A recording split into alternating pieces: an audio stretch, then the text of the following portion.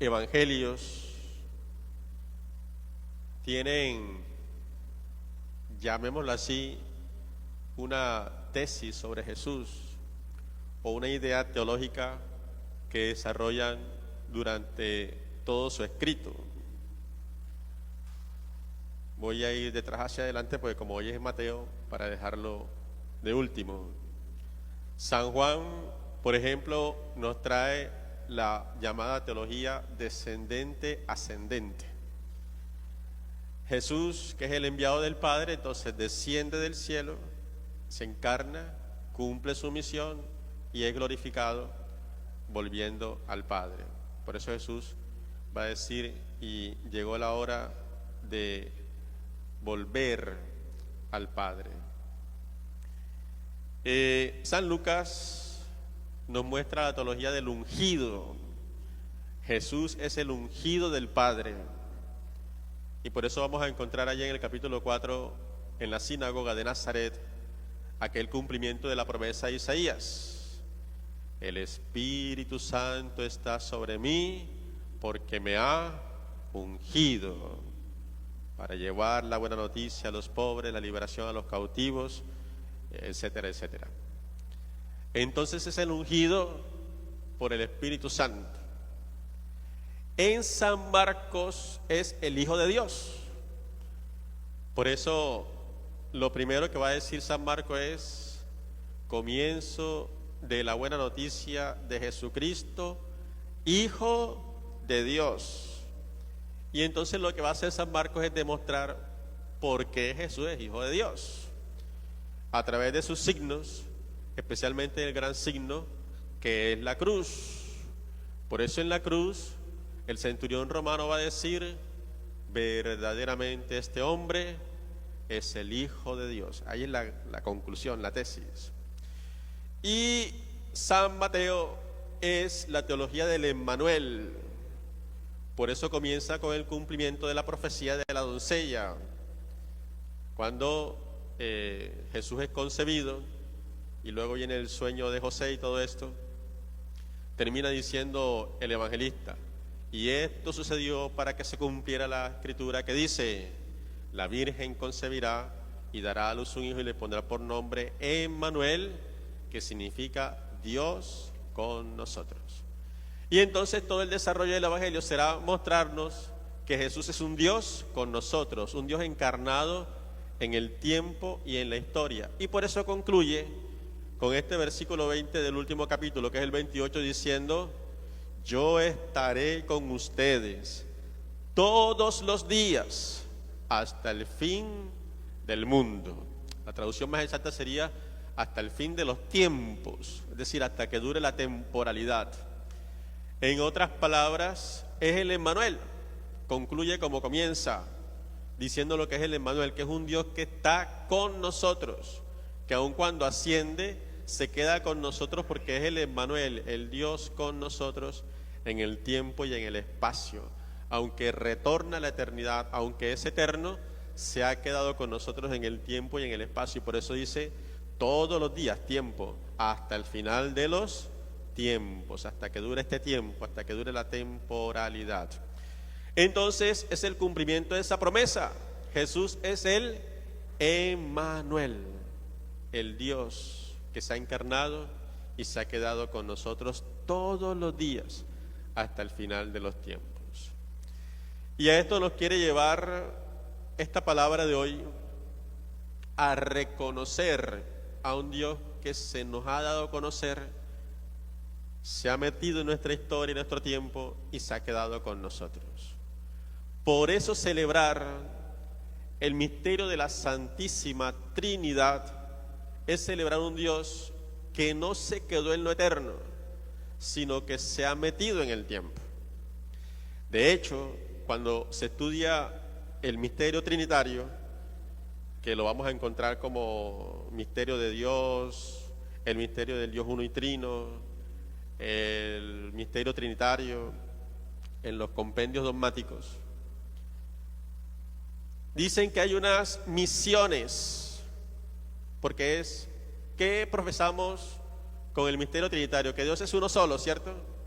uno solo en su esencia, pero en tres personas distintas: el Padre, el Hijo y el Espíritu Santo. Y entonces se habla de una misión en el tiempo. Cada uno ha tenido una misión que realizar. El Padre tiene la misión de ser el creador, el que nos da la vida y nos hace sus criaturas.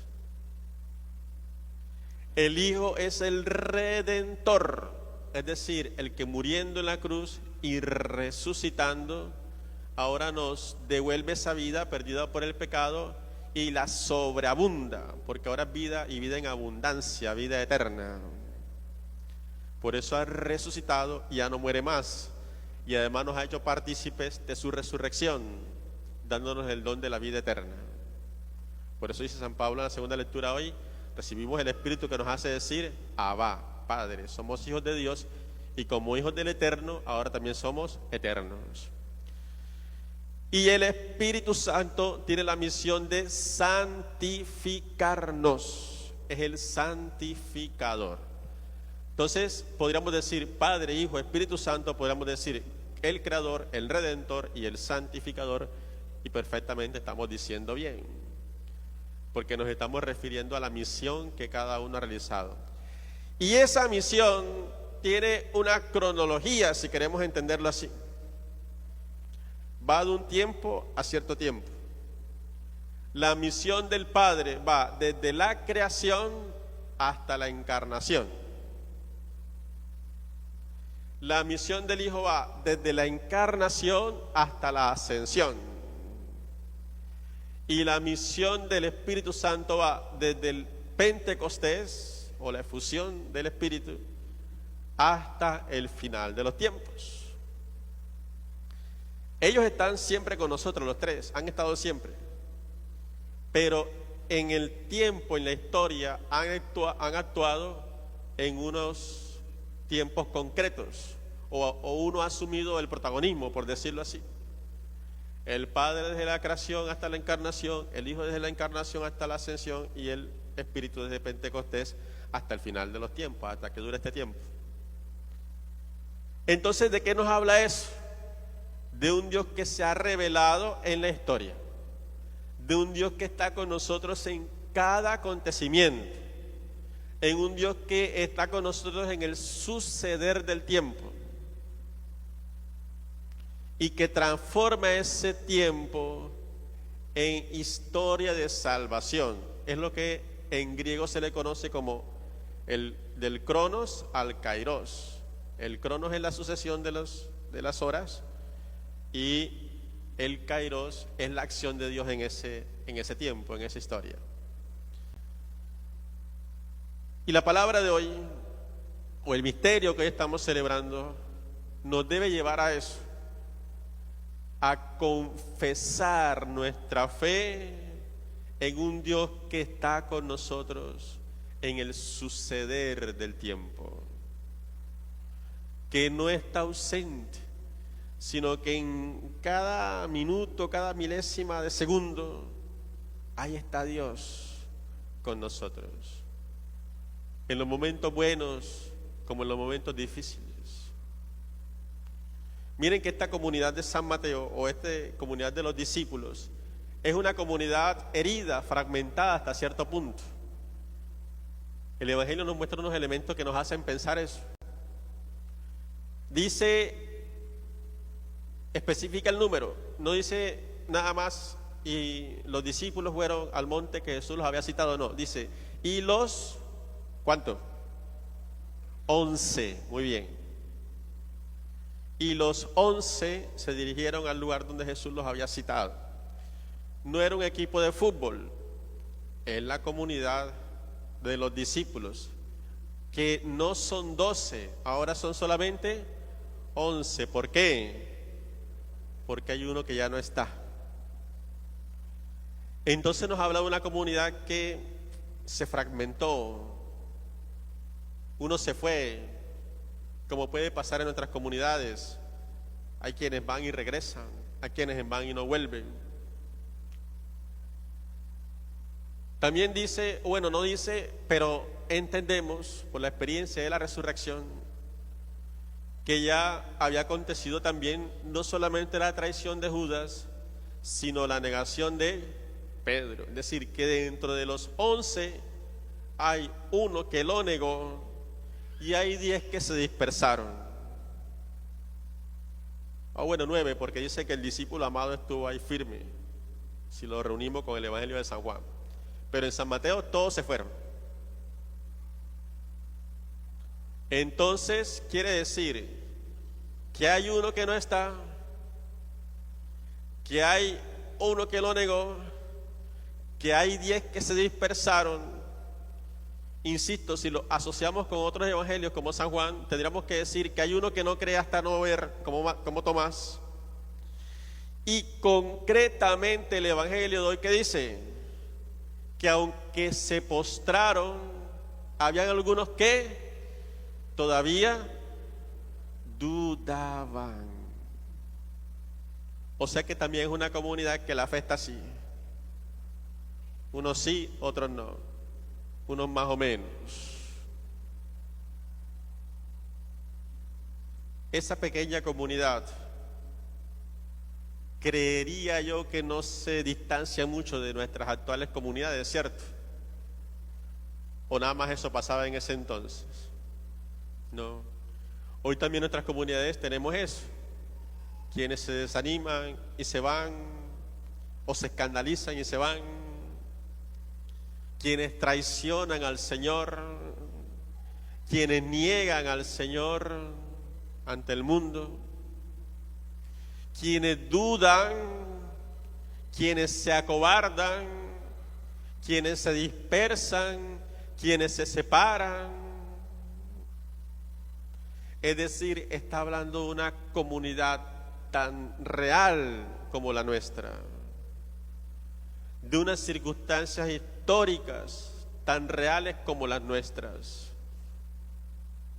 Pero ahí, en medio de esas circunstancias, estamos llamados a reconocer al Emmanuel, al Dios que se ha revelado y se ha hecho un Dios con nosotros, para transformar ese Cronos en historia de salvación.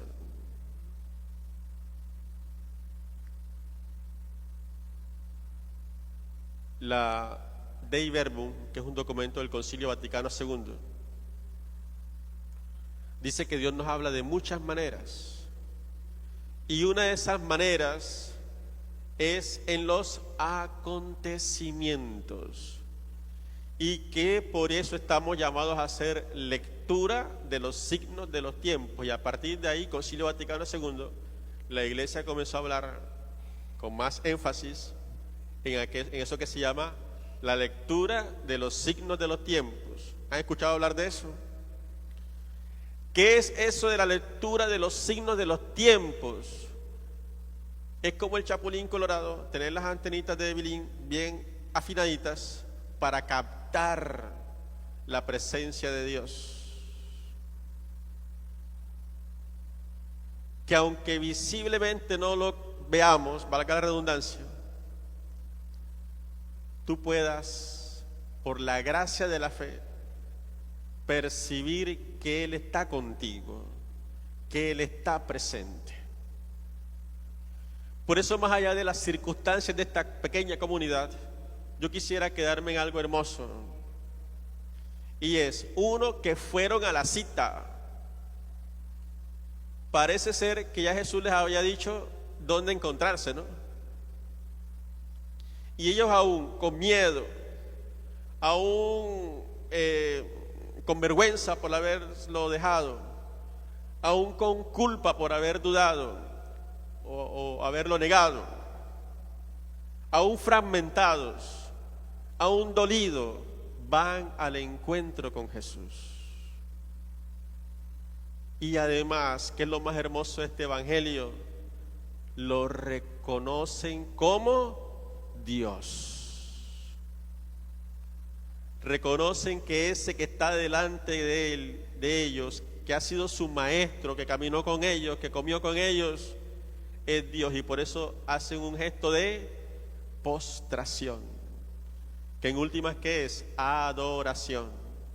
Y la adoración solo se refiere a Dios. Es decir, están reconociendo, este que está aquí en carne y hueso, resucitado, vivo, es Dios, el Dios con nosotros. En medio de sus circunstancias difíciles, creen y adoran. En medio de su poquita fe, toda temblorosa, allí adoran y reconocen a Dios. Y por eso Jesús los hace dignos de ser sus enviados y les hace esa hermosa promesa: yo estaré con ustedes todos los días hasta el fin de los tiempos. ¿Qué nos enseña eso? Que en toda circunstancia, difícil o buena, si tú le adoras, si tú lo cambiará tu crono en kairos, cambiará tus circunstancias en acontecimientos de salvación. Amén. Pero debemos adorarlo, porque esa adoración de la que habla el Evangelio no fue simplemente un gesto físico, sino que en su corazón sintieron que Dios estaba con ellos.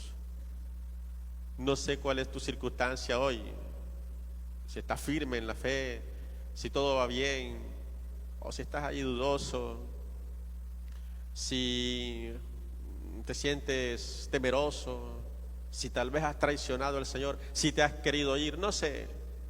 Yo solo sé que en esa circunstancia que estás viviendo, difícil o buena, el Señor se manifiesta porque es un Dios con nosotros. Solo cree, reconócelo. En medio de la circunstancia, no dejes de perdonándolo, sigue alabándolo, sigue reconociéndolo, y el Señor se manifestará. Y que esta promesa hoy se quede en tus oídos, pero baje al corazón y resuene constantemente diciéndote: yo estoy contigo, yo soy el Dios contigo, yo soy el Emmanuel, y estoy contigo todos los días hasta que acabe este tiempo. Y que eso te anime a salir de aquí con fuerza, a enfrentar cada cosa, porque sabes que no estás solo, sino que Dios va de tu mano, porque es un Padre que se nos ha revelado en el tiempo, porque es el Señor que nos ha dado vida y vida en abundancia, y porque es el Espíritu Santo que nos defiende, que nos ilumina, nos santifica y nos guía. Gloria al Padre, y al Hijo, y al Espíritu Santo.